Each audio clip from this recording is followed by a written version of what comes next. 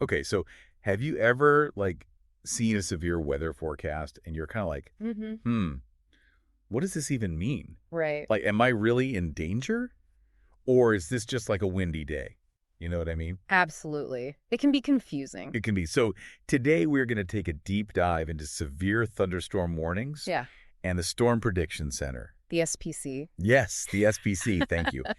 We're going to really try to like break down how these two things work together to keep us safe. Yes. Because like when there's severe weather, that can be like really scary. Absolutely. Life-threatening stuff. Yes. So we're going to figure out like how this system actually works. Yeah. So think about it this way. The SPC is kind of like the strategic command, Okay. looking at the big picture, identifying potential problems, days in advance. Okay. But then you've got your local NWS office. They're like the tactical unit on the ground. Okay. They're the ones issuing those immediate orders when the threat is like right there. Right. So they're the ones that are like warning, warning. Yeah, exactly. You get that severe thunderstorm warning on your phone. Right. That's them. But the SPC is working behind the scenes days ahead of time. Interesting. Okay. So let's talk about that severe thunderstorm warning. Okay. What does that even mean? Like, what are the conditions that have to be met to issue a severe thunderstorm warning? Yeah, so it's not just any old thunderstorm. Right. The National Weather Service has some very specific criteria. Okay. You have to have hail at least an inch in diameter. Whoa. Yeah, that's about the size of a quarter. That's big. It is. You also need winds of 58 miles per hour or greater. Wow. Or, of course, a tornado. Right. And, we can't forget about the heavy rain that comes with these storms. Yeah, that can cause some serious problems. Absolutely. Flash flooding is a huge danger. So it sounds like they don't just issue these warnings lightly. No, these warnings mean business. Right. So when you do see one of these warnings pop up on your phone or whatever, Mm-hmm. what kind of information should you be looking for? Yeah, so these warnings are very geographically specific. They'll tell you exactly which areas are at risk and for how long. Okay. They'll also tell you the specific hazards you can expect. Like what? Like, they might say a quarter-sized hail possible or 60-mile-per-hour winds expected. Okay.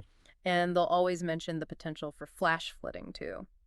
Gotcha. So they give you a really good breakdown. Exactly. Because they want you to understand the urgency. Right. This isn't just like a suggestion. No, this is like take action now, find shelter. Right. Get away from the windows. Exactly. Okay. So obviously there's a lot of technology that goes into issuing these warnings. Oh, yes. It's not just some guy looking out the window anymore. No way, Doppler radar is the real MVP here. Okay. I've heard of Doppler radar, but I don't really know how it works. Yeah, so basically it sends out radio waves and then measures how those waves change when they bounce back off of precipitation. Okay. And that tells us if the precipitation is moving towards or away from the radar. Oh, wow. Yeah, so we can actually see the winds inside the storm. That's incredible. It is. We can see the structure of the storm and even spot rotation that might indicate a tornado. So that's how they know where the tornadoes are going to be. It's a big part of it. But it's not just the radar. Right. We also have these automated systems that are constantly processing all this data. Okay. And then we have trained weather spotters on the ground. Oh, yeah. Those are the folks that like go out and chase the storms. Some of them do, but even the ones that don't chase, they provide these real-time reports from their location. That's really helpful. It is. It helps to validate what the radar is showing us. So it's a whole team effort. It really is. That's pretty impressive. Okay. Okay, so we've talked about the warnings and the local NWS offices, Right. but now let's zoom out and talk about the Storm Prediction Center. The SPC. Yes. What is their role in all of this? So as we said before, they're a part of the National Weather Service. Right. But they're focused on the bigger picture. Okay. They're the ones who issue severe thunderstorm and tornado watches for the entire country. Yeah, watches, not warnings. That's the key difference. Gotcha. So they're basically letting everyone know where and when severe weather might be possible. So they're kind of like giving us a heads up. Exactly. And they can do this days in advance. Days. Yeah. They issue these severe weather outlooks every day. Okay. And they even have outlooks that go out several days into the future. Wow. So they're looking at the whole country like way ahead of time. That's right. And how do they know where the severe weather is going to be? Well, they use all sorts of data and tools. They have these sophisticated computer models that are constantly running simulations of the atmosphere. Wow. They also get data from satellites, which give them a bird's eye view of what's happening. That's amazing. It is. And they use radar data too, but they're looking at it on a much broader scale than the local offices. Okay. But honestly, the most important factor is the expertise of the meteorologists at the SPC. Right. These are the people who are analyzing all this information and interpreting the model output. So they're the ones who are making the calls. Exactly. They're the experts. Okay. So we've got the SPC looking at the big picture and issuing watches. Right. And then we've got the local NWS offices issuing warnings based on more real-time data. Exactly. So how do these two entities actually work together when severe weather is happening? Yeah. It's a really cool collaboration. Okay. So the SPC provides that broad context with their outlooks and watches. Right. And that basically puts the local offices on high alert. Gotcha. And then as storms start to develop or get stronger, the local offices are watching their radar and getting reports from their spotters. Okay. And they use all that information to decide when and where to issue those very specific warnings. So it's not like they're working in isolation. Not at all. There's this constant back and forth. Give me an example. Okay. Large area. Okay. And then one of the local offices start to see a storm developing within that watch area. Okay. They're going to be watching that storm very closely. Yep. And they'll be in communication with the SPC, Okay. sharing information about what they're seeing. So the SPC is getting real-time updates from the ground. Exactly. And that helps them to refine their forecasts. Gotcha. And then what happens? Well, as that storm gets stronger and starts to show signs of becoming severe, Like what kind of signs? like maybe the radar is showing strong rotation or the spotters are reporting large hail, Okay. then that local office is going to issue a warning for their specific area. And that's when I get the alert on my phone.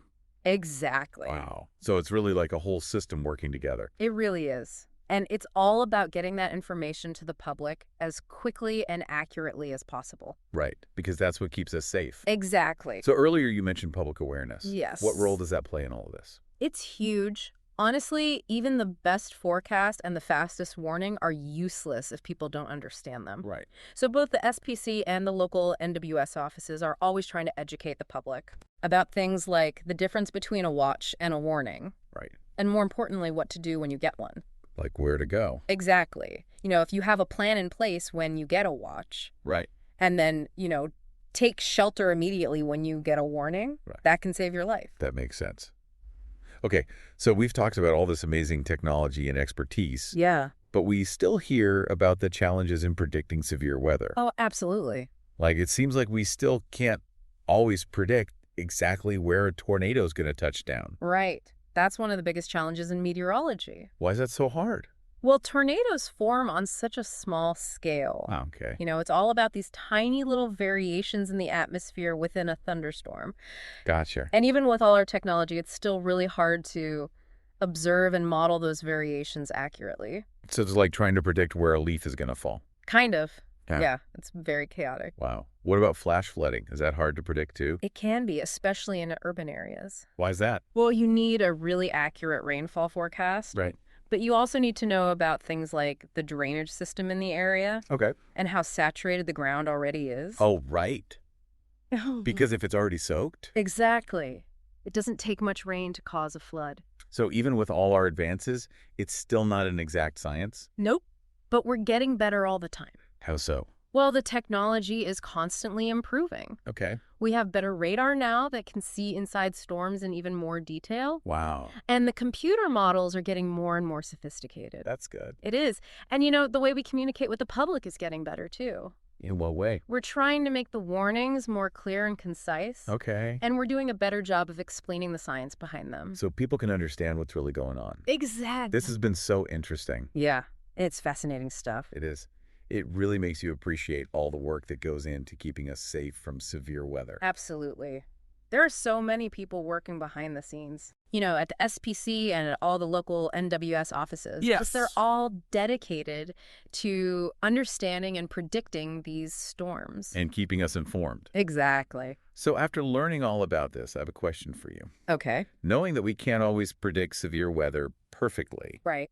what do you think is the most important thing people can do to stay safe? That's a great question. I think the most important thing is to be prepared. How? Well, first of all, you need to know your risk. Yeah. You know where you live and what kind of severe weather is common in your area. Right. And then you need to have a plan. And, like, where will you go if a tornado warning is issued? Okay. Do you have a safe room or a basement? Right. And what about supplies? Do you have a weather radio? Okay. A flashlight? extra batteries. Gotcha. These are all things you should think about ahead of time. That makes sense. Because when a warning is issued, you don't want to be scrambling. Right. You need to be ready to act. Exactly. This has been incredibly insightful. Thank you so much for sharing your expertise with us today. It was my pleasure. And for all of you listening out there, stay safe and stay informed. We'll see you next time. Bye. Today is your lucky day. Today is the day that our $3 website works for you, paying you directly to your PayPal daily. Imagine $3 ongoing continuous payments to your PayPal account. Imagine falling asleep and waking up to $300 in your PayPal account. How would this make you feel? How could this help you? What bills could you pay? What kind of fun could you have? What does that retirement look like now? All for a one-time payment of $3. This website is DFY done for you, fully built and completely hosted, and never stops collecting payments for you. You have spent $3 on coffee on a regular, but that coffee won't help you create multiple streams of income. Click the link below.